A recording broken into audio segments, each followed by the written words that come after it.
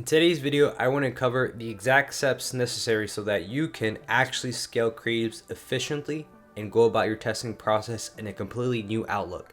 Now, time and time again, I've seen it on Twitter, I've seen it on LinkedIn. Brand owners are throwing random creatives at the wall, hoping it becomes a winner. What if I told you there was a specific method to make every single ad creative you do test better and better over time so that you're not wasting money? You don't have to go through ad agencies to actually perform and have a winning ad account. And ultimately, you're able to make more wins than your losses. With that being said, let's dive into the specifics and I'll show you the exact breakdown.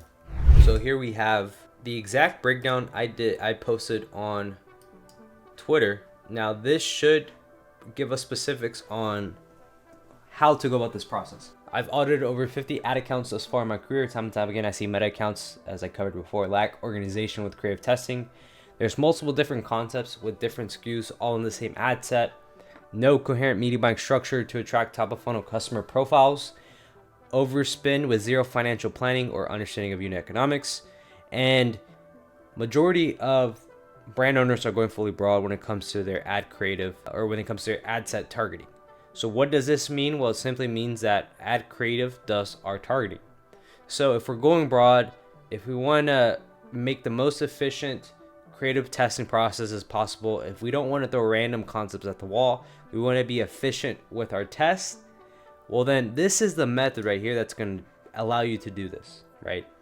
At a high level, you have your naming convention, which is like your batch. Let's say this is number 1 or concept number 2, concept number 3, whatever. You have your offer here, which is, okay, let's say we're running a buy 2 get 1, that fits the offer. Or let's say it's a buy 1 get 1 50% off, that fits the offer.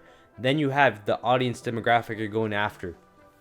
So audience could be men, women, age 35 to 45, 45 to 55, doesn't matter. We just want to make sure we hone in on our audience. Then we go into the angle we want to test. So the angle could be buy 2, or it could be us versus them. 3 reasons why, ultimately like specific personas or angles that fit the demographic. Media type. So media type is like, is it a static? Is it a GIF? Is it UGC? Then you have the tactic. Then you have the description. So tactic could be what is the persona of said individual, or actually that kind of fits the angle here. But when it comes to description, we have personas. So angle could be like, we want to, let's say we're selling a specific beverage, right? The angle could be refreshing beverage or refreshing something, right?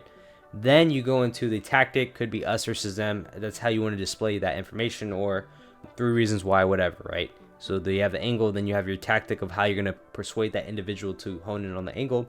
Then you have description, which is basically audience persona.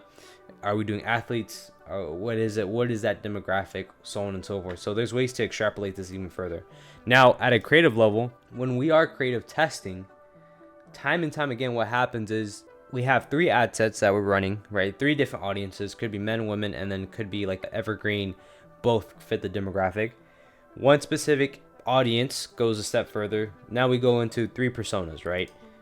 3 personas could be ultimately, or angles as I should say, could be angle athlete, going after athletes. Another angle could using, or audience persona could be you're going over luxury goods, and then another persona could be women or parents, right? And then you go a step further. Now you're split testing angle.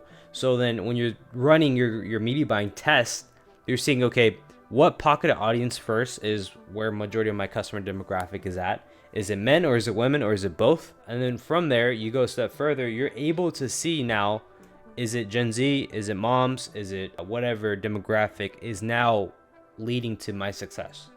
And then when you have these demographics in place, you know, okay, after $500 in ad spend, the mom ad set going after Gen Z women.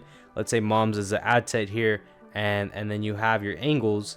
Then you can see, okay, moms outcompetes Gen Z or parents or something along those lines. These are the demographics. Let's say it outcompetes men, it outcompetes like an evergreen approach. Then now you can see, okay, for sure I know moms is my ideal customer profile.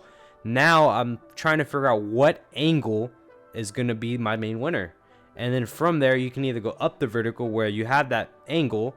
Now you just create variations, maybe changing the copy, or you go horizontally where you test different angles, but the mom concept. So on a long enough time horizon, when you look at your ad spend or your budget, this budget is majority of the time going to winners, and then you're expanding horizontally with new angles, and you're going up the vertical by taking the winners you previously had, making variations to them. Maybe it's a static, then you go into a GIF, then you go into UGC.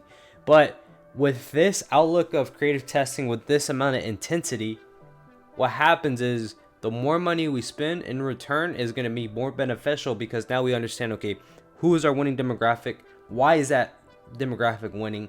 What have we tested against this demographic to prove this is still a winner? And then from there, you're going horizontally, so then you're creating more variation, so then you deal with ad fatigue, and then you also go up the vertical. You're increasing efficiency for what worked in the past.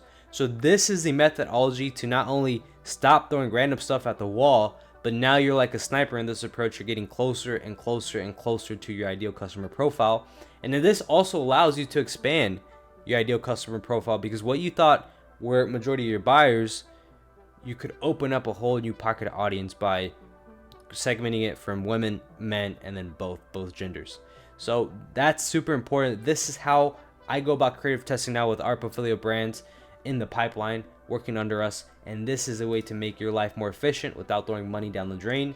If you want the exact protocol or system, check out scalevelocity.io, but also make sure you book in a call so that you can speak directly with me if you ever do want to be set up for an exit and you want to stop relying on agencies for growth. With that being said, guys, I hope you enjoyed this video, and I'll see you in the next one.